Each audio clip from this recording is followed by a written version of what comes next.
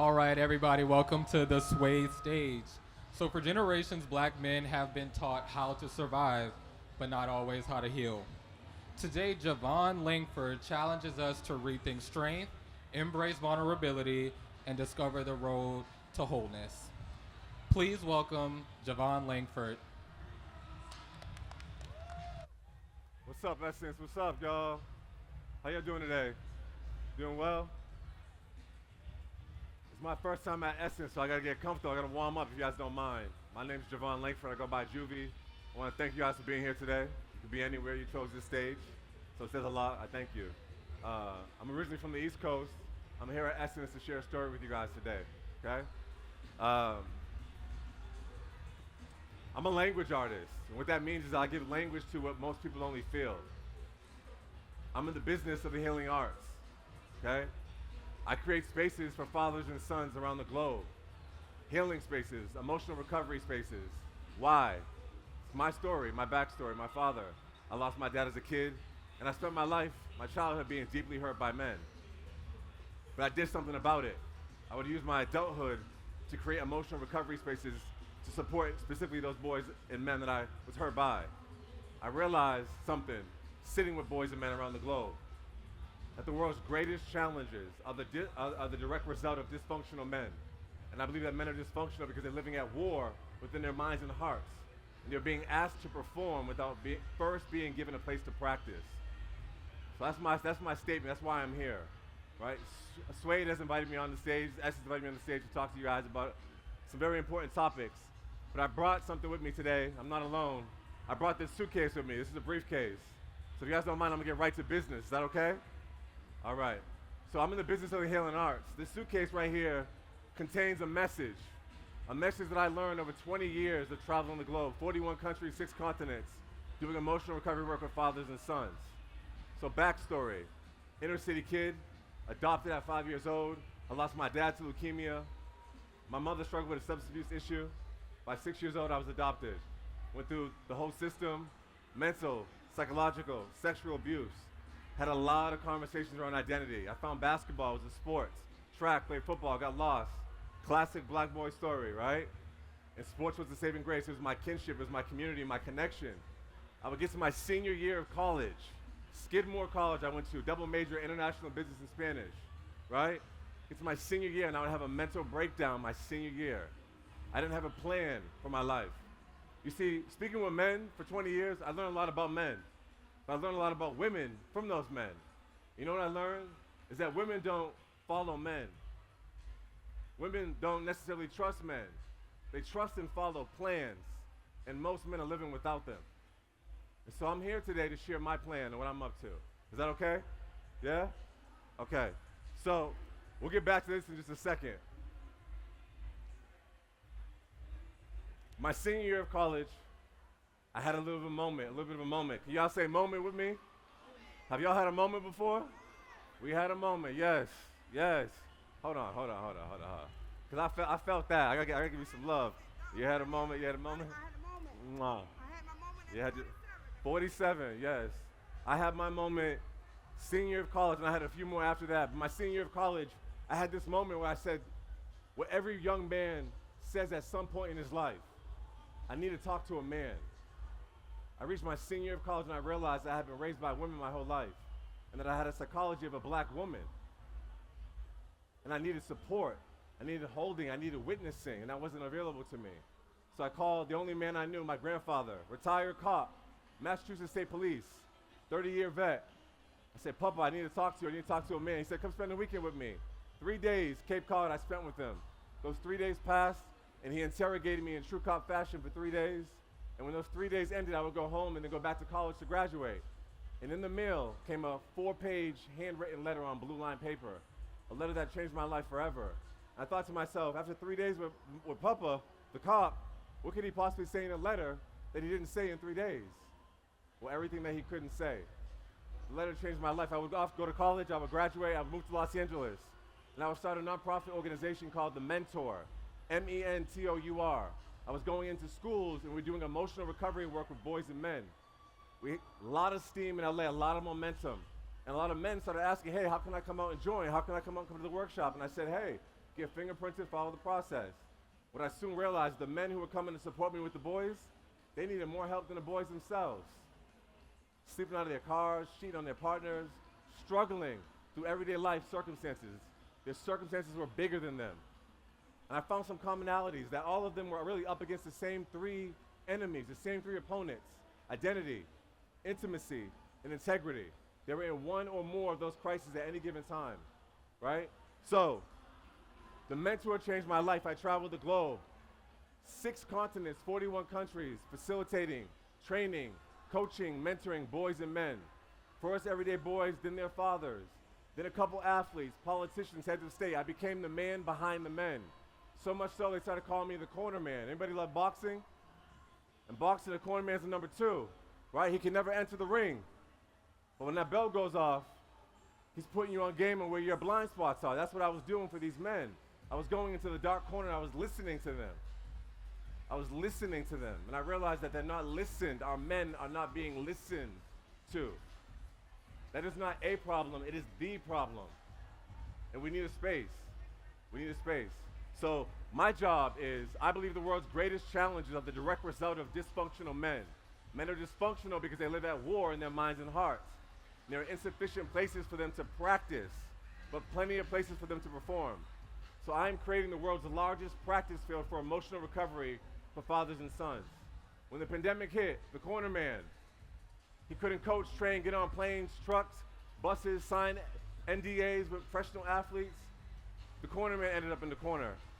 And in the corner, I realized something, that in addition to being a well-spoken black man, a well-dressed black man, a well-traveled black man, that I was also an angry black man. I went back to therapy, and my therapist told me, you need a home for your anger. Up late one night, I found art. I was watching a documentary. It was a piece by Jean-Michel Basquiat, right? It's called Identity. It was a picture of a young man with locks. I had just started growing my hair at the time. And I just declared, I'm gonna paint that. I'm a business major. I ain't never picked up a brush in my life. But I sat at that easel, $1,800 later from the art store, and I painted my first piece of art. This is June of 2020. I put that piece online, and someone DM'd me and said, take that down immediately, call this number. And I called the number and I said, hello. He said, I'd like to make an offer, $40,000. And I was like, you gotta be kidding me. I'm not an artist, I'm just painting for fun, but I appreciate it. I don't have the business, and I pushed him away. I painted a second piece. I got offered $18,000. I said no. But then I called home and I said, hey, these people keep calling me. They said, you better take your ass and get some more paint. And that's what I did. That's what I did. This last 4 years, I painted over 475 pieces of art. And last year, I took a leap of faith. I decided to put that piece in an art show, the Black Boy Art Show in Los Angeles. The line was around the corner. And I realized something, that I was on to something. You ever done something and realized you were on to something? I was on to something. And that something was that I had found a vehicle of expression for me. For me. That I had a plan. I'm a man with a plan, right? But I needed a vehicle to express myself. Most men don't have either. The world's greatest challenges are the result of dysfunctional men. Those men are lost. And a lost man is the greatest danger to society. So we create the spaces where those guys come in and they can work through, self-examine, right? Take the time to get solid with themselves and their surroundings. What I want to go next is, I want to talk about the art. So I built the art, and I have this body of work, and I'm looking at this art every day in my home, and I'm saying I got to get it out there. So I put it in the show. Feedback was great. They said, you need a gallery, JuVan. I said, great. I knock on doors in LA. Come to find out, the galleries take 50 to 70%. I'm a business major. That don't quite work for me. So I said, I got to figure this out. I converted my home into a gallery, a 12 installation sonic sensorial experience. I had 275 guests from November to April of this year. And they said, you got to take the show on the road. And that's what I did. Good Juju Gallery officially opens tomorrow in Los Angeles. In this entire process, I decided I was going to write a book. That book is coming out in November. That book is called Dear Men. And in this book, I basically tell my brothers we're being lied to. That between boyhood and manhood, there's a rest stop. It's called selfhood. between 18 and 39 is where we get to get solid with ourselves, check our surroundings, get honest with where we are, who we are, right? It's not happening. It used to be in the village that the chief would take the young man out into the bush to the benefit of the village, not to the boy. And when he was ready, he could come back to be a contribution. Those initiatory practice fields are gone. They're being erased systematically every day we wake up. And our boys have nowhere to go. Plenty of places to go to, but very few to come from proudly. We're changing that narrative. Dear Men comes out in November. Selfhood. In that section, Selfhood, what I essentially say is, a lot of us have a lot of father figurines and not a lot of father figures. Too many father figurines and not enough father figures in the world. And so every artist has his rebellion, right? Basquiat, I'm a stan. He used to write Samo on buildings and spray paint. I worked with men for 20 years, so I decided to take the international symbol for male, a disconnected head and shoulders. No wonder why our men are disconnected, the subconscious message being sent out. I connected the head. I put a fingerprint marking on the head as a reminder, as a visual echo to men to realize that it's your responsibility, that you leave an imprint no matter where you go.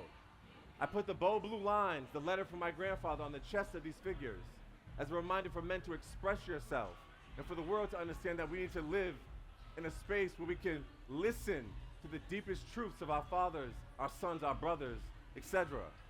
And so that symbol is on a website called JuVanLangford.com or GoodJujuGallery.com. You guys can check it out.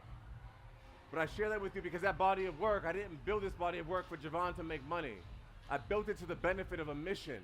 I share with you that I'm building that practice field. That practice field launches in November of this year. It's called Circle, S-I-R-C-L-E. Again, I'm a language artist. I love words. I understand that words hold worlds. And if we use them properly, that we can cast spells in this world to create what we need. The father is being systematically walked out of the home. Our men are taking slow, stumbling walks into dark corners, and they're not coming out. There are insufficient places for us to practice the remembrance of our own power. Are you guys with me? You're with me? Yeah? So, back to the briefcase. I want to get to some questions. I want to open the floor here in a second, but I brought this briefcase with me. I've been carrying this briefcase with me for a little while now. And I have this briefcase with me to remind myself that I'm about that business. I'm standing 10 toes down on what I'm creating. You guys with me? I need a witness. I need someone who can support me briefly. Can I get a witness? Come here, love.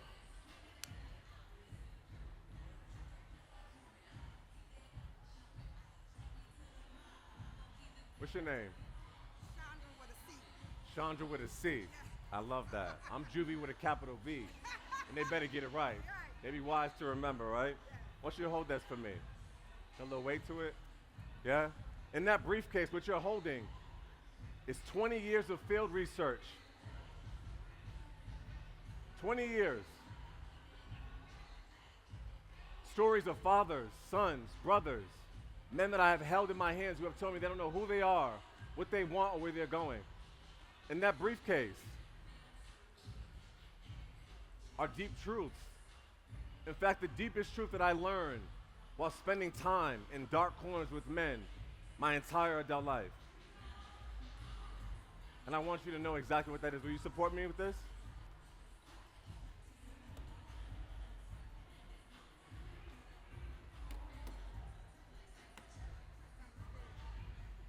Just open the top for me.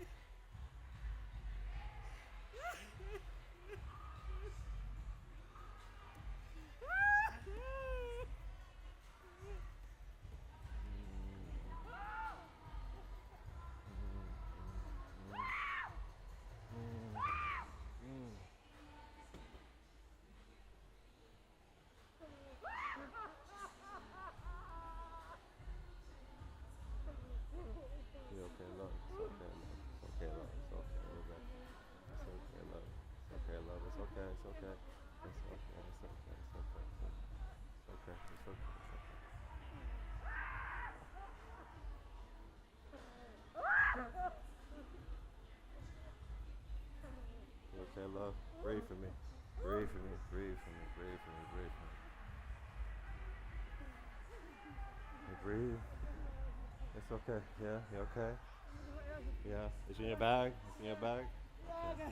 I gotta sit down. I gotta sit down. Oh, I gotta sit down. I mean, Yeah, ask my pump. Help her to her seat, please. Help her. Get her ass.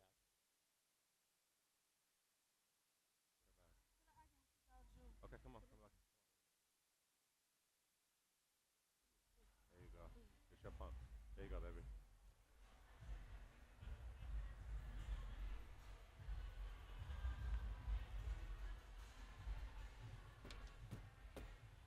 I don't know this man, y'all.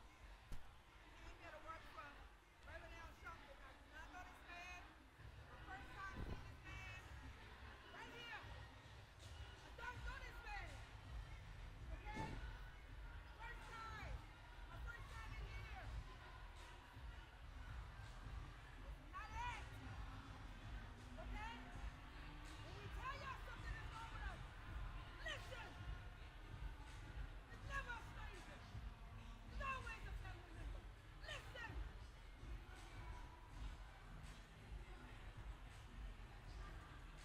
7, 10, 13, 16, 20.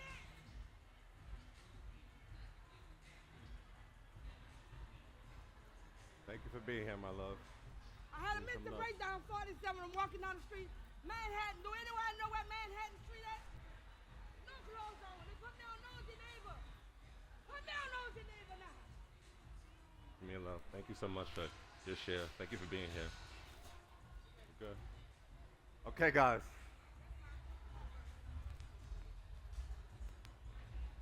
The briefcase. Not so brief. I shared with you guys a letter my grandfather wrote me, 4-page handwritten letter. When I was doing art, finding my way, I was producing a lot of reimagined Basquiat's. Those pieces I got offered, they were reimagined. I feel like I was mocking Jay. I'm JuVan, that's Jean-Michel. I'm mocking Jay, and I need, if Juvy's gonna be an artist, he has to be iconic. If I'm gonna do this thing, I'm gonna call myself, that's a big title, it's a big name. I need to stand in that. So I had to find an icon that represented what I was up to in the world. And I did that. So I took that letter and I realized it's the blue lines. It's the bold blue lines. We are in a conversation of the line, crossing the line, drawing the line. Our men are up against the line. And I realized I can mock Jay or I can find my own voice, create my own language. And that's exactly what I did. This is the first piece of art for Good Juju Gallery.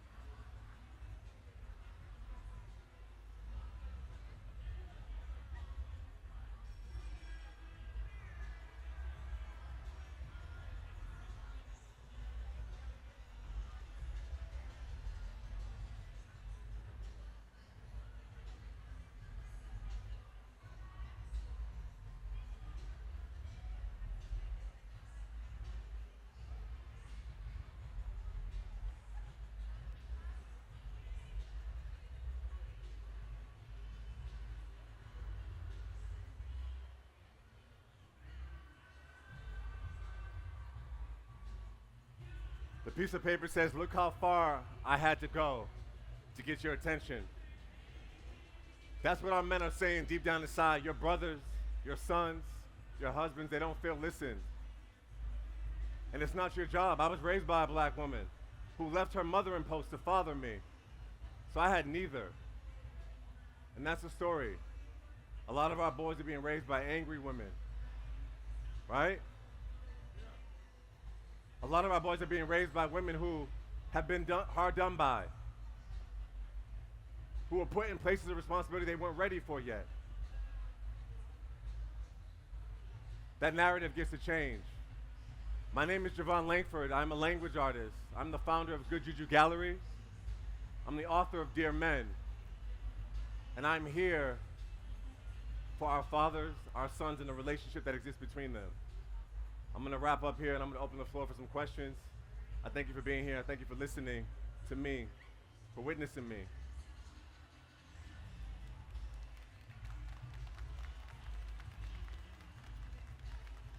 I'm going to take a few questions. Any questions?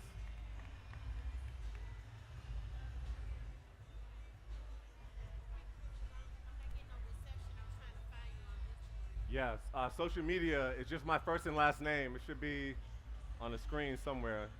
JuVan Langford, Langford. I go by Juvie, Ju capital V double E.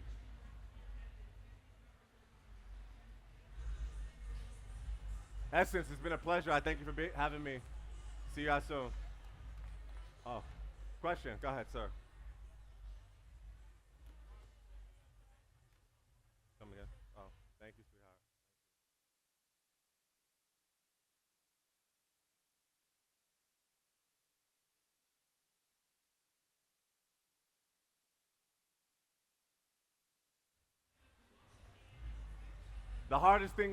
The hardest thing personally that I had to overcome, I had a lot of early success. I was focused. As a kid, I came from very little and I had a little chip on my shoulder. I had a lot of W's.